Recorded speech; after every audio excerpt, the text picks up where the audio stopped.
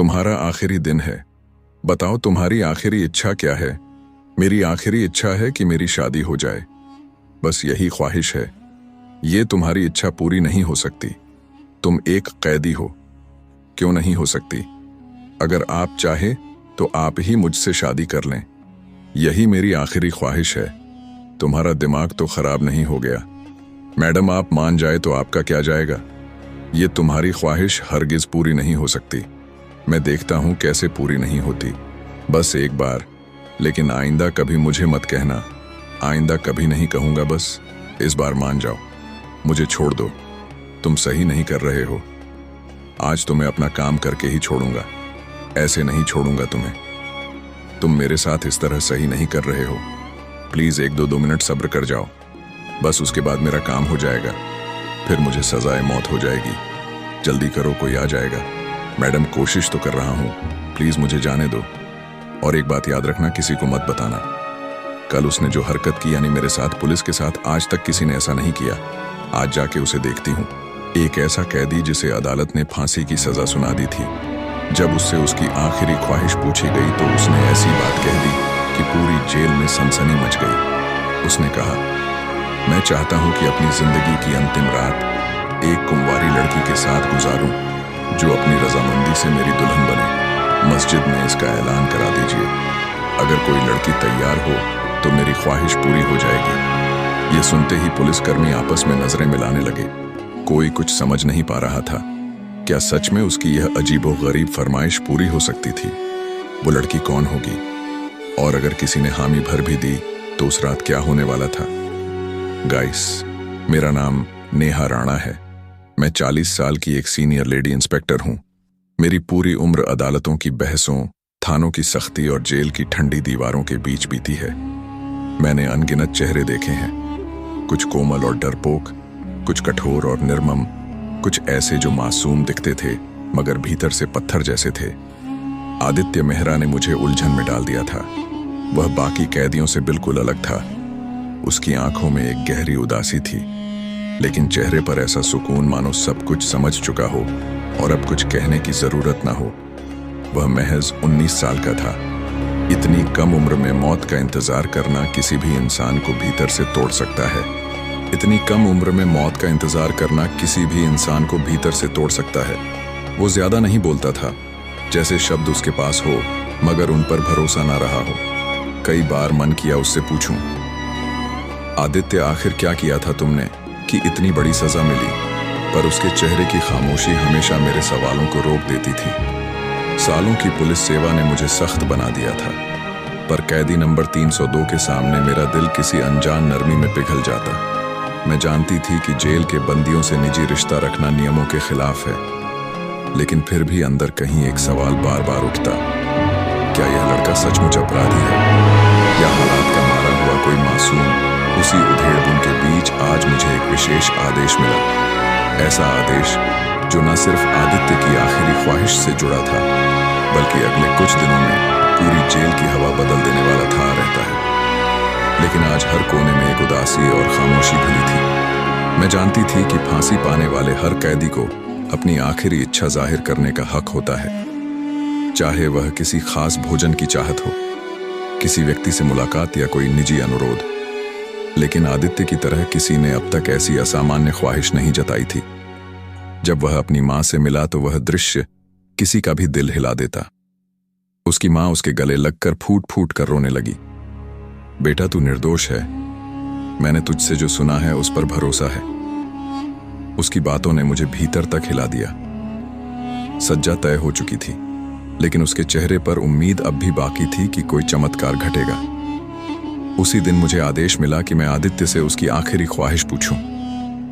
मैंने सोचा वह अपने परिवार के साथ कुछ वक्त बिताना चाहेगा या किसी खास जगह की मांग करेगा। लेकिन जब मैं उससे मिलने गई तो उसके चेहरे पर अजीब सी स्थिरता थी, ना डर ना बेचैनी। मैंने शांत स्वर में पूछा, आदित्य, तुम्हारी कोई अंतिम इच्छा है? जो भी कहोगे उसे पूरा करने की पूरी कोशिश की जाएगी। वह कुछ पल चुप रहा, फिर हल्की आवाज में बोला, एक ख्वाहिश है, लेकिन वादा कीजिए आप उसे पूरी करेंगी। मैंने कहा, यह हर कैदी का अधिकार है। तुम्हारी बात जरूर सुनी जाएगी। मुझे लगा शायद वह किसी से मिलने की बात करेगा। लेकिन जब मैं उसे एसपी अरविंद शेखावत के सामने ले गई और उन्होंने नरमी से पूछा, बोलो बेटा, क्या चाहत है तुम्हारी? तो आदित्य के होठों से जो शब्द निकले उन्होंने पूरे कमरे को सन्न कर दिया। उसने कहा, मैं अपनी मौत से पहले शादी करना चाहता हूं और अपनी पत्नी के साथ एक रात बिताना चाहता हूं। एक पल के लिए सब कुछ ठहर गया। मैं एसपी साहब और बाकी अफसर हैरान रह गए। कुछ क्षण की खामोशी के बाद अरविंद शेखावत ने गंभीर लहजे में कहा, बेटा, शादी तो करवाई जा सकती है, लेकिन सोचो कौन लड़की ऐसा करेगी? सब जानते हैं कि तुम्हें 2 दिन बाद फांसी होनी है। तुम्हारे पास ना दौलत है ना रुतबा। कौन लड़की अपनी जिंदगी का एक दिन इस तरह दांव पर लगाएगी?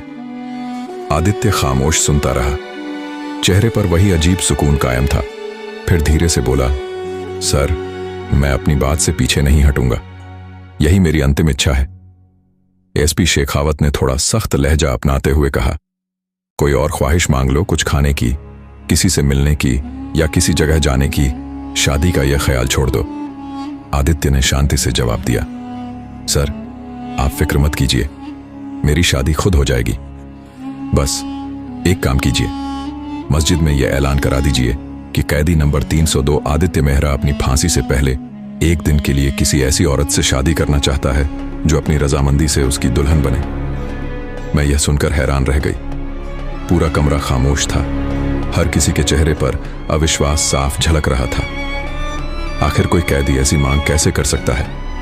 आदित्य ने शांत स्वर में कहा, अगर कोई औरत मान जाए तो उसे मत रोकिएगा, वरना मैं कोई और इच्छा नहीं बताऊंगा, चाहे मुझे तुरंत फांसी क्यों ना दे दी जाए। उसकी आंखों में ऐसा यकीन था कि कोई भी ना नहीं कह सका। एसपी शेखावत ने कंधे उचकाते हुए कहा, ठीक है, ऐलान करा देते हैं, मगर हमें यकीन है कोई नहीं आएगा। कौन लड़की ऐसी खतरनाक ख्वाहिश के लिए तैयार होगी? उसी शाम जेल के पास की मस्जिद से आवाज गूंजी, कैदी नंबर 302 आदित्य मेहरा अपनी आखिरी ख्वाहिश के तौर पर ऐसी औरत से शादी करना चाहता है जो अपनी रजामंदी से उसकी दुल्हन बने, फांसी से पहले एक दिन के लिए। अगर कोई औरत अपनी इच्छा से सहमत हो तो वह जिला जेल से संपर्क करे। यह घोषणा पूरे लखनऊ में फैल गई, पर हमारे दिलों में शक था कि कोई आगे नहीं आएगा। हम में से हर किसी का ख्याल था कि कोई भी वधू ऐसी शर्त स्वीकार नहीं करेगा।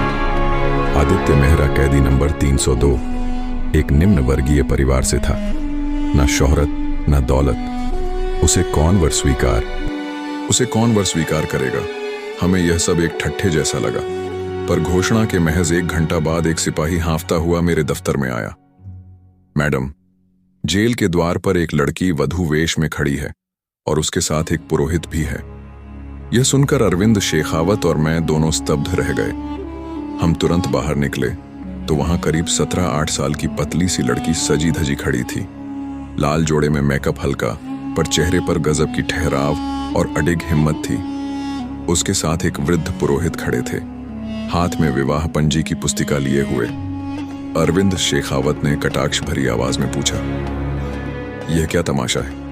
यह लड़की कौन है? पुरोहित ने सम्मान से कहा, साहब, ये लड़की स्वयं मेरे पास आई थी। उसने कहा कि वह आदित्य मेहरा से विवाह करना चाहती है। मैंने समझाया कि बेटा, वह फांसी की सजा का कैदी है, अपनी जिंदगी बर्बाद मत करो, पर वह इनकार कर देती। यह मेरा फैसला है, मैं उससे सच्चा इश्क करती हूँ। उसकी बात सुनकर मेरे सीने में हल्का कांप उठना हुआ। जेल के आंगन में अजीब सी खामोशी छा गई। हमें भरोसा नहीं हो रहा था कि आदित्य के लिए कोई इतना परवाज कुर्बान करने को तैयार है, मगर नियम था कि कैदी की आखिरी मनमर्जी पूरी करनी पड़ती है, अतः हामी दे दी गई। पुरोहित को अंदर बुलाया गया। आदित्य को सेल से निकाला गया। दफ्तर में संक्षिप्त रस्मों के साथ उनका विवाह संपन्न कराया गया। शादी के बाद आदित्य ने एक मीठी मुस्कान के साथ कहा, अब आपकी देहरी के मुताबिक मेरी वधू को मेरे पास भेज दें, मुझे उससे कुछ बात करनी है, बस एक रात की बात है। उसका अजीब सा आग्रह सुनकर मैं हैरान रह गया। अरविंद शेखावत ने मत हिलाया। मैंने वधू को आदित्य के सेल तक पहुंचाया, दरवाजा बंद करके बाहर आ गया। सोचा कुछ देर में वह खुद बाहर आकर जाएगी, किंतु समय बीतता गया और अंदर से मंद मंद फुसफुसाने की आवाजें आने लगी। जैसे कोई ताला खोलने की कोशिश कर रहा हो। मैंने थोड़ी नजर डालकर अनसुना कर दिया और अपने दफ्तर लौट आई। रात गहरी हुई और फिर अचानक जेल की हवा एक छटपटाती हुई चीख से गूंज उठी। मैं भागकर आदित्य के सेल की तरफ पहुंची। दरवाजा खोला तो वही लड़की वधू वेश में पड़ी हुई थी। घूंघट झुका हुआ, सांसें अनियमित, उसका तन कांप रहा था। मैं घबराकर पूछी, क्या हुआ? तुम तो अपनी मर्जी से आई थी, अब क्या बदला? वह दरकते स्वर में बोली, मुझे यहां से निकालो, मैं यहां टिकना नहीं चाहती। मैंने कड़क लहजे में कहा, क्यों? मोहब्बत का जोश उतर गया या अंजाम का डर सताने लगा? पर वह मौन रही। उसके अंगों से कपड़ों के हिस्से मुट्ठियों में कसकर थमे थे और चेहरा भय से सुन्न सा था, मानो किसी भीषण स्वप्न से निकल कर आई हो। मैं दरवाजा खोलते ही उसे बाहर आने देती और वह बिजली सी बाहर भाग खड़ी हुई, बिना किसी शब्द के तेज कदमों से दूर चली गई। मैंने फिर सेल बंद कर दिया और थके हुए मन से अपने दफ्तर में बैठ गई। रात भर उलझने चली, फिर थकावट के कारण नींद आ गई। मुझे क्या पता था कि अगली सुबह एक आंधी आ रखी थी। तड़के सूरज उगते ही अरविंद शेखावत क्रोधित होकर मेरे पास आए।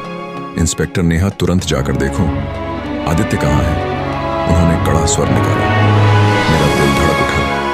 मैं दौड़ी हुई पहुंची, दरवाजे पर जाकर आवाज दी, आदित्य बाहर आओ। पर अंदर से कोई जवाब नहीं मिला। पसीने से माथा तर था। मैंने झांका। भीतर दीवार के पास किसी आदमी का मुंह नीचे करके लेटा हुआ मेला सा पड़ा था। दरवाजा खोला और जब मैंने उसे उठाया तो मेरी ही ठिठक गई। वही लड़की थी जो कल वधू बनकर आई थी, अब आदित्य के कपड़ों में बदली हुई बेहोश पड़ी थी। मेरे हाथ कांप गए। अरविंद भी भागकर आए और दृश्य देखकर चिल्लाए, ये कैसा खेल है? आदित्य कहाँ है? मैं कुछ बोल ना पाई। अरविंद दहाड़ उठे, तुम्हारी लापरवाही ने जेल का आदेश हिला दिया।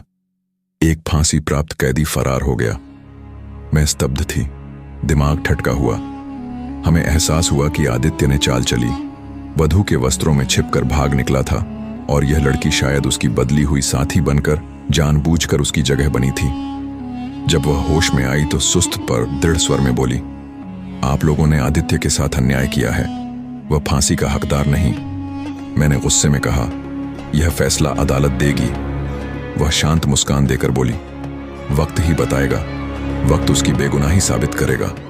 अरविंद ने सख्त आदेश दिया, आदित्य की तुरंत तलाश करो, यदि हम उसे ना पकड़े तो परिणाम भयावह होंगे। जेल में हड़कंप मच गया। फांसी प्राप्त कैदी ने हमें छकमा दे दिया था। मैं भीतर गहरी शर्मिंदगी और बेचैनी में थी कि कैसे मैंने आंखों में धूल झोंकने वाले पर भरोसा कर लिया। अब एक ही राह बची, उस लड़की से सारा सच उघारवाना। आदित्य को ढूंढना संभव नहीं था। वह कई घंटे पहल